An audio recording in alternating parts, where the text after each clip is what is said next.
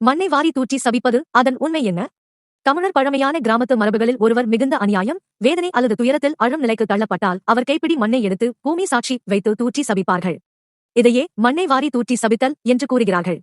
பழங்கால நம்பிக்கையில் பூமாதேவி அனைத்துக்கும் சாட்சி. அநியாயமாக ஒருவரை அழ வைத்தால் அந்த மனிதன் பூமியை சாட்சியாக வைத்து சபித்தால் அது வாழ்க்கையில் பல தடைகளாக திரும்பும் என்று பெரியவர்கள் எச்சரித்துள்ளனர். மரபு நம்பிக்கையில் ஏற்படும் தாக்கங்கள்: தொடர்ந்து வேலைகள் தடைபடுதல், மன அமைதி குலைவு, செல்வ இழப்பு, குடும்பத்தில் பிரச்சனைகள், வம்சத்தில் தடைகள். ஆனால் ஒரு முக்கியமான உண்மை: நேர்மையான மனிதனை சாபம் எளிதில் பாதிக்காது. சாபத்தின் தாக்கத்தை குறைக்கும் சில ஆன்மீக வழிகள்: பூமாதேவியிடம் மன்னிப்பு கேட்டு வழிபடுதல், காளி அல்லது மாரியம்மன் கோவிலில் விளக்கு ஏற்றுதல், உப்பு மற்றும் மிளகாய் சுற்றி தீயில் எரிக்கும் திசை பரிகாரம், பசித்தவர்களுக்கு அன்னதானம் செய்தல். பெரியவர்கள் சொல்லும் ஒரு வார்த்தை: அழும் மனிதனின் சாபம் பூமிக்கும் கேட்கும் யூத். அதனால் யாரையும் அழ வைக்காதீர்கள், அநியாயம் செய்யாதீர்கள்.